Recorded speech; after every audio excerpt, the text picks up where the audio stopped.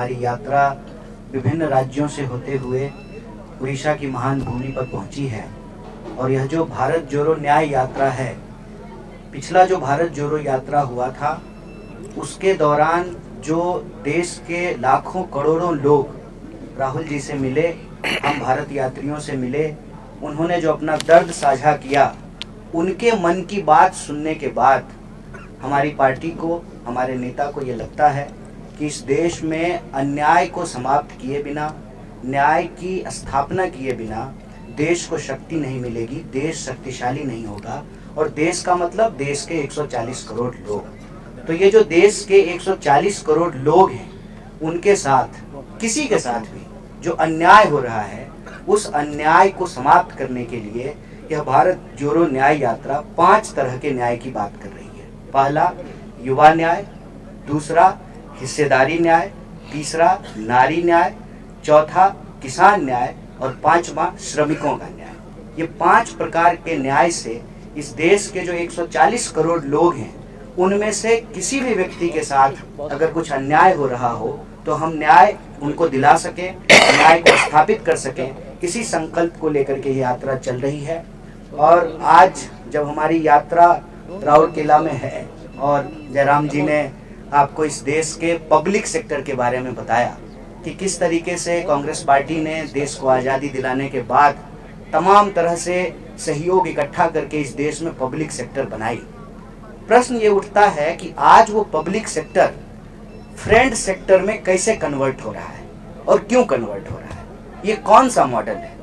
Public sector को प्रधानमंत्री जी Narendra Modi ji friend sector में तब्दील कर रहे हैं और उनकी इस पकौड़ानॉमिक्स के चलते, ये जो पकौड़ा तलने वाली जो इकोनॉमिक्स है, उसके चलते आज देश में कमर तोड़ महंगाई और जबरदस्त बेरोजगारी है। और ये आंकड़ा आप सब लोगों से छुपा हुआ नहीं है कि 45 साल में देश में सबसे ज़्यादा बेरोजगारी है। और जब आप बेरोजगारी की बात करेंगे तो आए दिन आपको इस देश के बेरोजगार नौजवान सड़कों पर आंदोलन करते हुए दिखाई देंगे। अभी आप लोगों ने देखा होगा कि रेलवे भर्ती को लेकर के नौजवानों ने एक बड़ा आंदोलन किया। आपने देखा होगा, अलग बात है कि आपने नहीं दिखाया, लेकिन आपने देखा जरूर होगा कि इस देश के नौजवान अपने रोजगार के लिए किस तरह से दर दर भटक रहे हैं। अगर आप सिर्फ केंद्र सरकार की बात करें तो 10 लाख से ज़्यादा पद जो हैं वो रिक्त पड़े हुए हैं। प्रधानमंत्री जी इन पदों को भरने की कोई कोशिश नहीं करते हैं।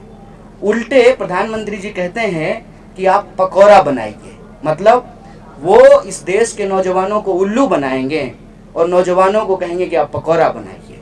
इसके पीछे मंशा क्या है? मंशा देखिए बिल्कुल साफ है।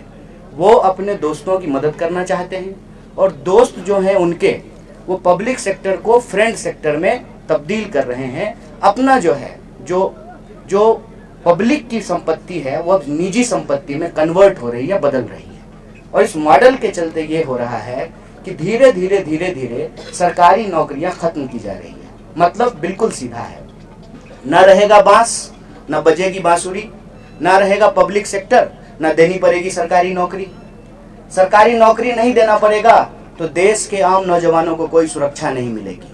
मतलब इस देश के सांसद को पेंशन मिलेगा, आवास मिलेगा, टेलीफोन का बिल मिलेगा, हवाई जहाज ट्रेन पर चढ़ने का किराया मिलेगा, लेकिन इस देश के जो आम नौजवान हैं, आम परिवार के नौजवान हैं, उनको नौकरियां नहीं मिलेगी। और यह जो बेरोजगारी का दंश है, यह जो बेरोजगारी, बेकारी जो एक बीमारी बन गई है, इसके चलते आज नौजवानों को आत्महत्या करनी पड़ रही है। आप जानते हैं कि 1 घंटे से भी कम समय में एक नौजवान देश के किसी न किसी कोने में आत्महत्या कर लेता है।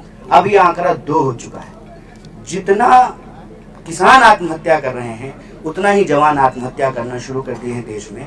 ये हमारे लिए चिंताजनक बात है। इसीलिए मैं आप सबके माध्यम से यह सवाल उठा रहा हूँ कि अगर इस देश के गृह मंत्री के बेटा को बीसीसीआई का सेक्रेटरी बनाया जा सकता है, मतलब गृह मंत्री का बेटा बनेगा बीसीसीआई का सेक्रेटरी और देश के नौजवानों को मिलेगी 4 साल की ठेके वाली नौकरी। ये जो बेईमानी है, सरेआम आंख के सामने देश का मुद्दा भटका करके देश की संपत्ति जो बेची जा रही है, इस बेचने के खिलाफ यह भारत जोड़ो न्याय यात्रा न्याय को बचाने की लड़ाई है।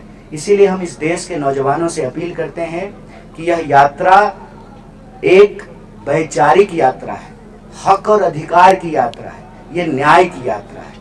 अगर आप महसूस करते हैं कि आपको आपकी योग्यता के हिसाब से काम नहीं मिल रहा है, क्यों?